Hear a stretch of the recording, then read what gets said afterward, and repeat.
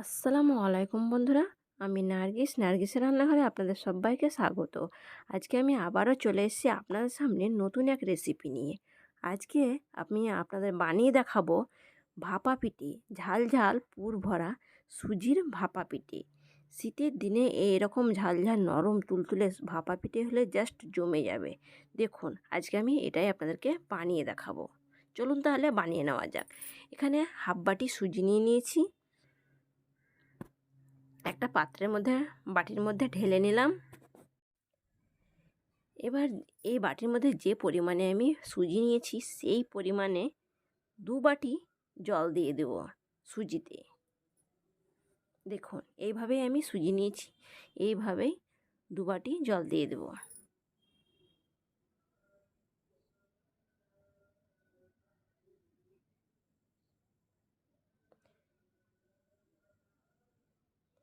এবার এই সুজিটাকে ঢাকা দিয়ে 10-15 মিনিটের মতো ভিজিয়ে রেখে দেব। ফিরে আসছি 10-15 মিনিট পরে। দেখুন এখানে আমি কড়াই নিয়ে নিয়েছি। এখানে আমি ভাপা পিঠে যে পুরটা দেব সেটা আমি আলু ভাজিয়ে দেব। তার জন্য কড়াইয়ে তেল নিয়ে নিয়েছি। তেলটা গরম হয়ে এসছে। এবার আমি যে পাতলা পাতলা করে ছোটো ছোটো করে আলুটা কেটে রেখেছি এই তেলের মধ্যে দিয়ে দেব। এই তেলের মধ্যে দিয়ে আলুটাকে ভালো করে লাল করে ভেজে নেব।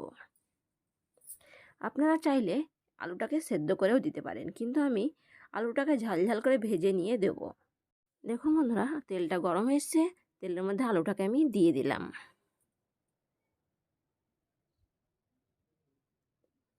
এটাকে হালকা আঁচে ভালো করে লাল করে ভেজে নেব। দিয়ে দিলাম 2 কাঁচা লঙ্কা। এবার দিয়ে দেব স্বাদ মতো লবণ। দিয়ে দিলাম হাফ চামচ মতো লবণ।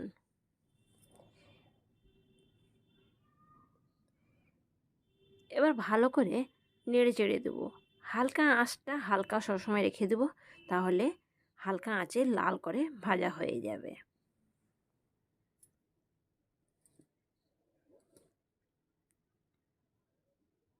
দিয়ে দেবো সামান্য 1 চিমটে হলুদ।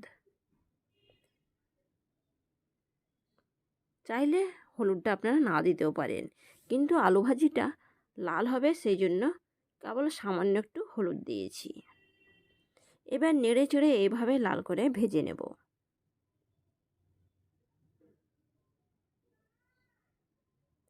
দেখুন বন্ধুরা, আলুটা কত সুন্দর লাল হয়ে এসছে।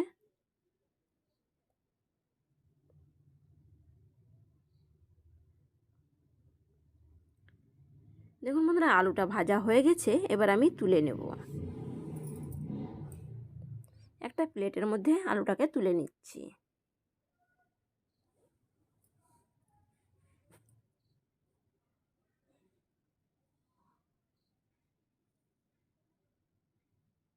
দেখুন আলুটা কত সুন্দর ভাজা হয়ে গেছে।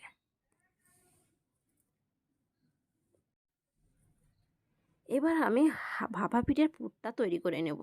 দেখুন সুজিটা কত সুন্দরভাবে ভিজে গেছে, ভিজে ফুলে উঠেছে।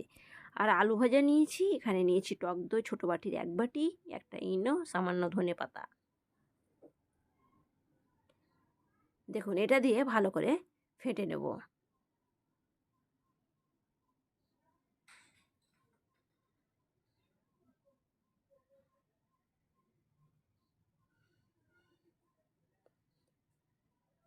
এবার দিয়ে দেবো 1 বাটি টক দই, এটা 2 চামচ।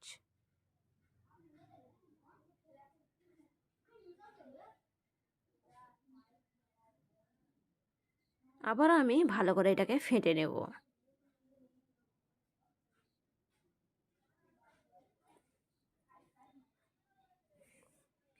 ফেটে নেওয়া হয়ে গেছে। এবার আমি দিয়ে দেব সামান্য একটু লবণ। লবণটা দিয়েছি হাফ চামচ, হাফ চামচের চেয়েও একটু কম। আপনারা লবণটা আপনার নিজের স্বাদ মতো কমিয়ে বাড়িয়ে নিতে পারেন। আবারও দেখুন ভালোভাবে এটাকে ফেটে নিচ্ছি।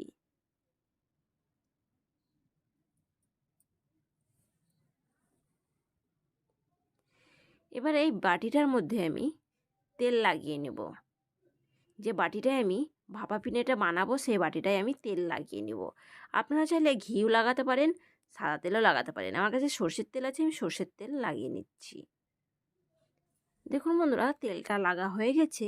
এবার আমি এই ব্যাটারটাকে টিফিনের মধ্যে ঢেলে দিলে তার আগে আমি দিয়ে দেবো এই ব্যাটারের মধ্যে ইনো বেরিয়ে আসবে। আপনারা ইনোর জায়গায় সোডা ব্যবহার করতে পারেন বা বেকিং পাউডারও ব্যবহার করতে পারেন। আমি ইনো ব্যবহার করছি।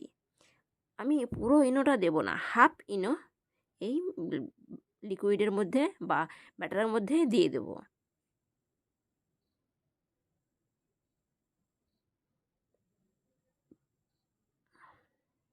দেখুন, এবার ভালো করে এটাকে আমি ফাটিয়ে নেব।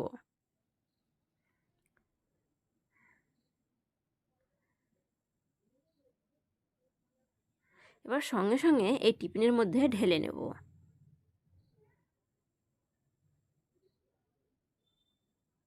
হাফ দিয়ে দিলাম, এর হাফ দিয়ে আলুর ফুটটা দিয়ে দেব। এই ব্যাটারের উপরে যে আলু ভাজিটা করে রেখেছি সেটাকে দিয়ে দেব। পুরো টিফিনটাই ভালোভাবে পাতলা করে ছড়িয়ে দেওয়া হয়ে গেছে।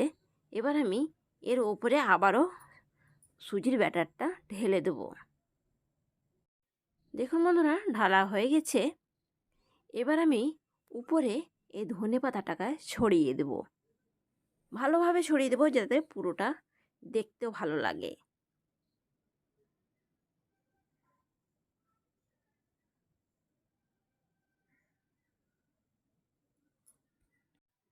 দেখুন বন্ধুরা, হয়ে গেছে। আমার ভাপা পিঠেটা ভাপানোর জন্য রেডি হয়ে গেছে। এবার আমি কড়াই নিয়ে নিয়েছি, কড়াইয়ের মধ্যে একটা স্ট্যান্ড দিয়ে দেব। জলটা আগে থেকে বসিয়ে ফুটিয়ে নিয়েছি। এবার সঙ্গে সঙ্গে স্ট্যান্ডের ওপরে বাটিটাকে বসিয়ে দেব। দেখুন, এইভাবে হালকা করে টিফিনের ওপরে সোজা করে টিফিনটাকে স্ট্যান্ডের ওপরে বসিয়ে দিলাম। এবার টিফিনের ঢাকনাটা লাগিয়ে দেব, হালকা করে লাগাবো। এবার কড়াইটাকে একটা সরফোস দিয়ে ঢেকে দেব। দেখুন বন্ধুরা, ভাপা পিঠেটাকে এবার আমি 20-30 মিনিট মতো ভাপিয়ে নেব। দেখুন বন্ধুরা, এবার আমি চেক করে দেখব যে ভাপা পিঠেটা হয়েছে কিনা।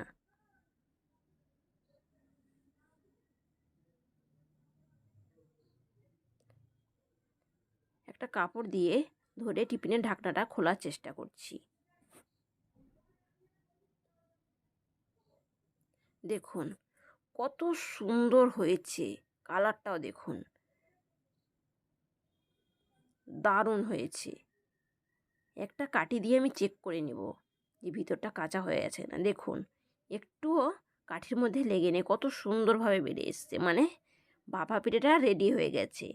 এবার আমি টিফিনটাকে ধরে নামিয়ে নেব।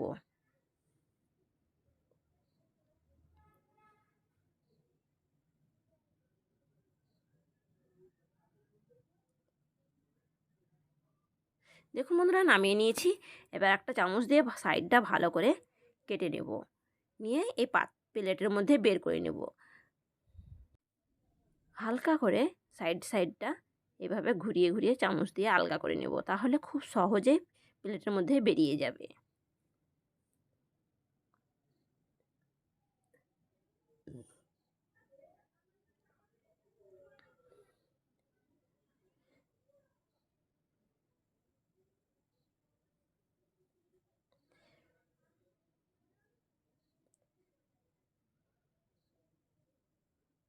দেখুন বন্ধুরা, কত সুন্দরভাবে বেরিয়ে গেছে।